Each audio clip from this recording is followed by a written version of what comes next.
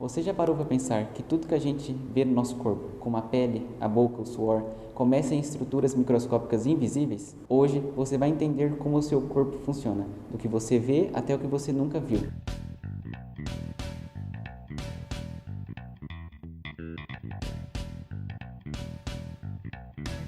Eu sou o Gabriel e esse é o programa do Micro ao Macro, uma extensão da Universidade de Rio Verde, campus Lusiânia. E nessa aula você vai aprender sobre o tecido epitelial.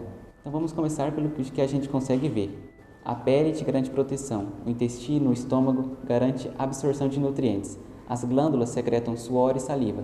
Tudo isso se resume ao tecido epitelial. O tecido epitelial, ele é um revestimento protetor do corpo. Ele reveste as superfícies internas, como dentro do estômago, intestino, pulmões e também as superfícies externas, como a pele.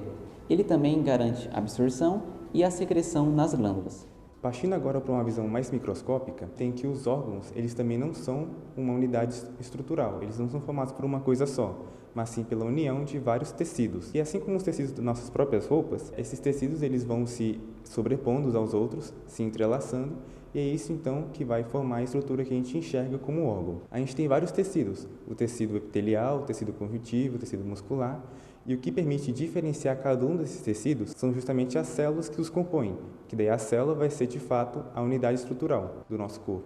No tecido epitelial, a gente nota que ele é formado por uma camada de células que a gente diz que são células justapostas. Isso porque elas ficam muito próximas umas das outras, como se estivessem coladas. Interessante pensar, por exemplo, numa parede cheia de tijolos. Cada tijolo é uma célula e essa parede ela vai revestir o conteúdo interno da casa.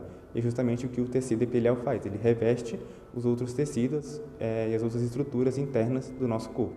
As células desse tecido epitelial, elas podem se organizar em uma ou em várias camadas, dependendo das características daquele órgão e também da sua função. Por exemplo, a pele.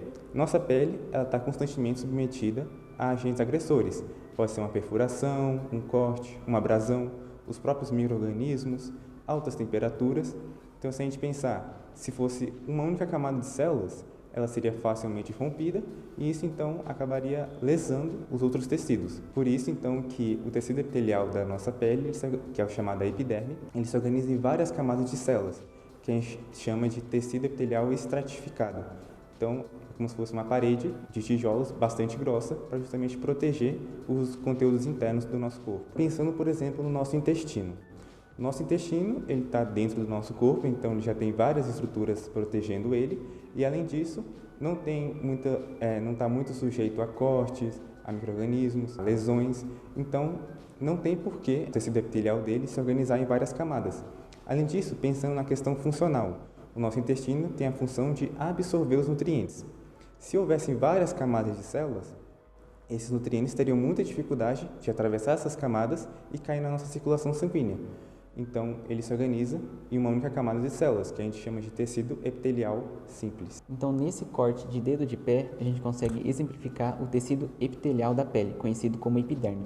Ele é um tecido epitelial estratificado, pavimentoso e queratinizado. O tecido epitelial, ele é apoiado sobre uma lâmina basal e daqui para baixo é o tecido conjuntivo.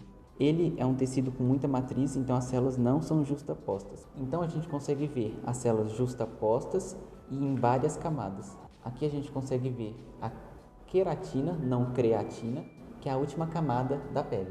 Aqui a gente pode ver um corte do esôfago, que também é uma área do nosso corpo submetida a atrito, por causa dos alimentos que tem que descer até o estômago. Só que diferente da nossa pele, a gente pode ver que é um tecido epitelial estratificado, com várias camadas de células, só que ele não é queratinizado, justamente porque a queratina ela impede a saída de água. E é importante que no esôfago haja essa umidade para que os alimentos consigam deslizar, aqui seria a abertura do esôfago, que os alimentos consigam deslizar até o estômago. E assim como na outra imagem, aqui seria o tecido conjuntivo, com as células que não estão justapostas, e ali seria o tecido muscular do esôfago.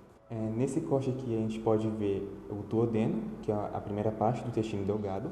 O intestino delgado tem como principal função a absorção de nutrientes, por isso que as células epiteliais elas se organizam apenas em uma única camada de células, que a gente pode ver que só tem um núcleo, então só uma célula, que ela é bastante alongada. Entre as células epiteliais, a gente também nota esses balões brancos, que na verdade são células endócrinas chamadas de células caliciformes.